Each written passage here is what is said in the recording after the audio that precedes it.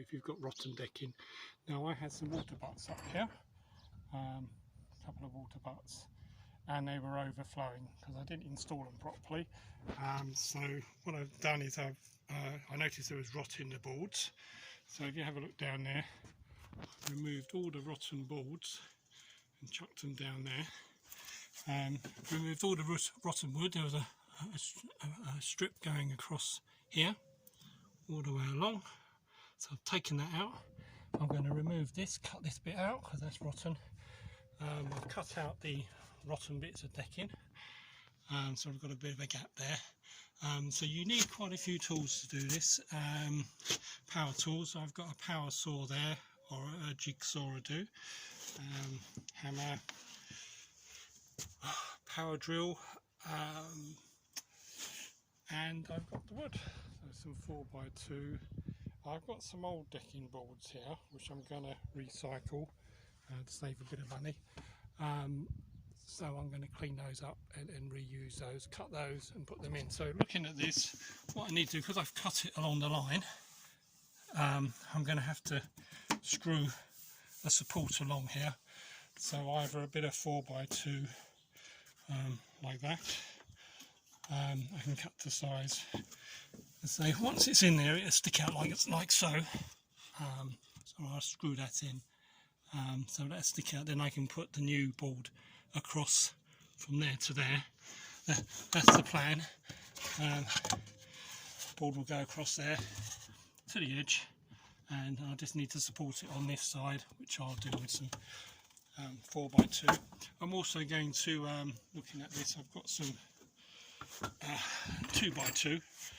And I'll probably reinforce some of the struts because there's a bit of rot here, so I'll probably reinforce that with a bit, and maybe reinforce that one because that one's not looking great. So I'll reinforce that one. There was also some bracing going across, as you can see. I pulled it out; it was rotten there, and so I'm going to put a piece of 4x2 in there, screw that in. I've got some metal brackets I can use to do that, as I can't get to where I need to go, so I'll use the metal brackets. So just looking around, seeing what bits I've got here. That's how that's going to work out. These are the brackets. I've got screws. I've got the standard decking screws, which are about 65mm long. I've got these big nasty things here. These are like long bolt screws.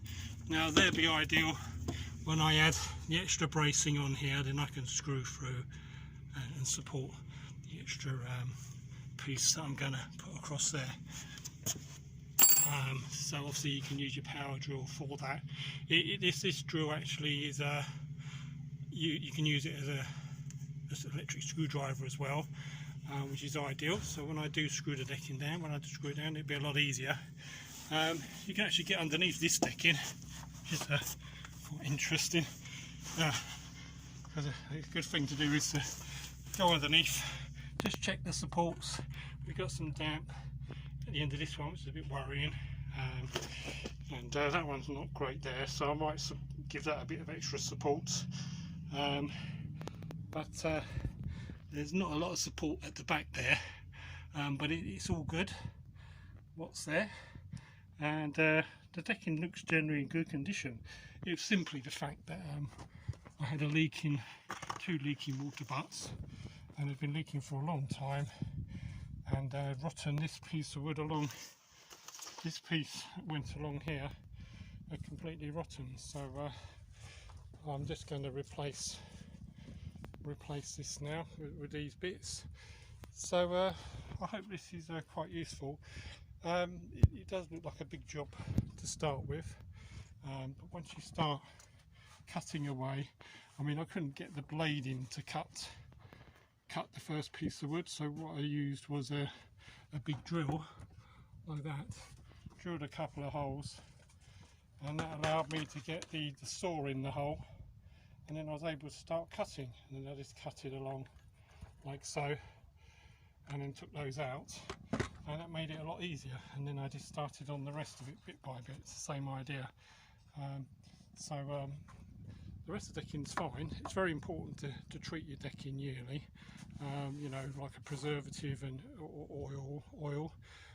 Sometimes I mix up my own linseed oil to 3 parts white spirits to 1 part turpentine. I mix that up, and that seems to work quite well. You could buy, you know, a standard can, 5 litre can of decking seal, which is just as good. Anyway, and do that yearly, and that'll help keep the wood waterproof, which is what you want really. What I sometimes do is when I replace decking, I turn it around, because that was the original side and it's all worn, not great, but you can turn it around. I know it doesn't quite match, but this one's two-sided, and underneath it's in excellent condition, so I'm quite tempted to use it the other way around, and that way it probably lasts a bit longer. Anyway, thanks for watching. I hope this inspires you to fix your decking. Otherwise, just call in the professionals. I'm sure someone will give you a good price. Timber's generally not too expensive. Okay, thank you for watching. Bye bye.